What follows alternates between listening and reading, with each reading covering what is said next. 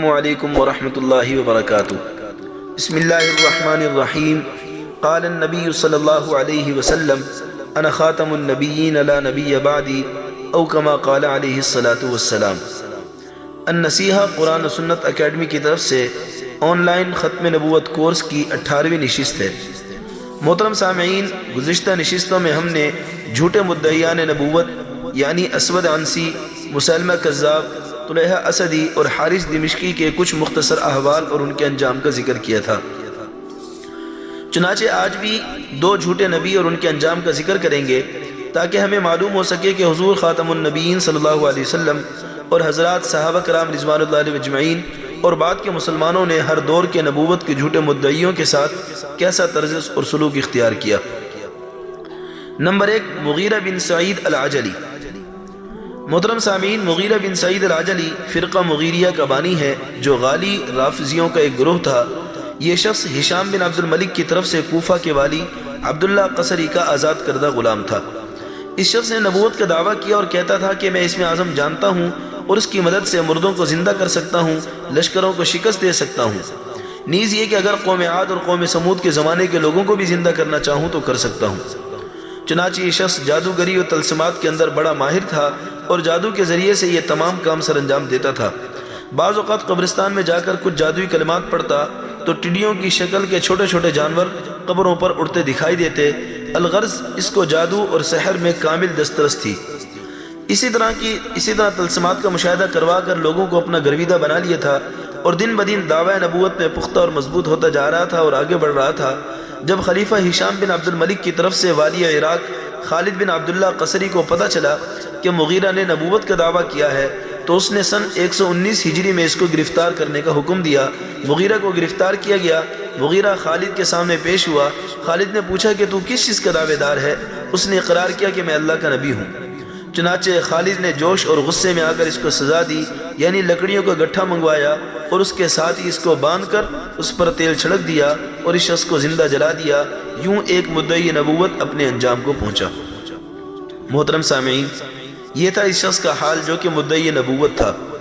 لیکن یہاں ایک بات ملحوظ خاطر رہنی چاہیے کہ آگ کی سزا دینا یعنی آگ میں زندہ جلا دینا، یہ حدیث مبارکہ میں اس کی ممانعت آئی ہے۔ چنانچہ کسی کو آگ میں جلا دینا یہ وحشیانہ فعل ہے جس سے حدیث مبارکہ میں روکا گیا ہے، اور یہ بھی فرمایا گیا کہ ایسی سزا یعنی آگ میں جلانے کی سزا کا اختیار فقط اللہ ہی کو ہے، تو اس سے اس بات کی تائید نہیں سمجھنی چاہیے کہ زندہ جلا دیا جائے۔ تاہم یہ اس شخص کا اپنا ذاتی فعل تھا اور اس طریقے سے یہ نبوت کا داعی اپنے انجام کو پہنچا۔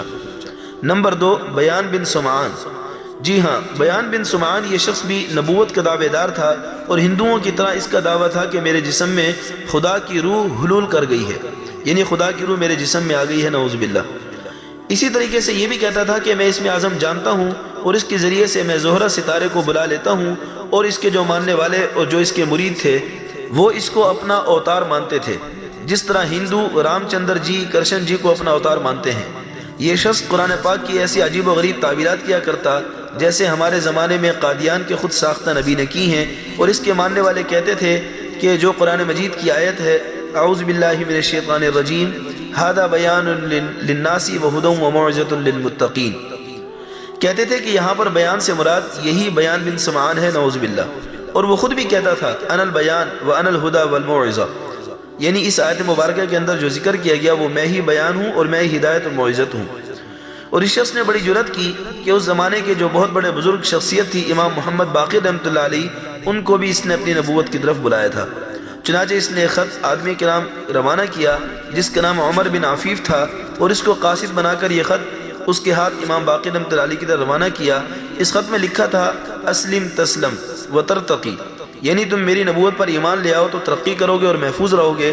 چنانچہ جب یہ شخص امام محمد باقر رحمۃ اللہ علیہ کے پاس پہنچا اور اس نے یہ خط دیا تو خط پڑھ کر انتہائی غصے میں آئے اور قاصد سے کہا کہ اس خط کو نگل لو، یعنی یہ کہا کہ اس خط کو نگل جاؤ۔ تو قاصد نے وہ خط لیا اور نگل لیا، لیکن اس کے نگلتے ہی اس کا یہی انجام ہوا کہ وہ فوراً ہی گرا اور مر کر ہلاک ہو گیا۔ اس کے بعد امام محمد باقر رحمۃ اللہ علیہ نے بیان کے حق میں بھی بد دعا کی۔ محترم سامعین، یہ بیان بن سمعان بھی مغیرہ بن سعید العجلی کے زمانے کا ہی تھا۔ چنانچہ جب خالد بن عبداللہ کے سامنے جو کہ کوفہ کا حاکم تھا مغیرہ بن سعید کو جب اس نے جلا دیا تو اسی کے ساتھ ہی تھوڑی دیر کے بعد ہی بیان کو بھی گرفتار کر کے لایا گیا۔ تو جب مغیرہ ہلاک ہو چکا تھا تو خالد نے بیان بن سمان سے کہا کہ اب تیری باری ہے، تیرا دعویٰ ہے نا کہ تو اسم اعظم جانتا ہے، اس کے ذریعے فوجوں کو شکست دے سکتا ہے، تو اب ایسا کچھ کر کہ مجھے اور میرے جو ساتھی ہیں جو تجھے ہلاک کرنا چاہتے ہیں ان سب کو اسم اعظم کے ذریعے ہلاک کر دے اور ان کو روک دے۔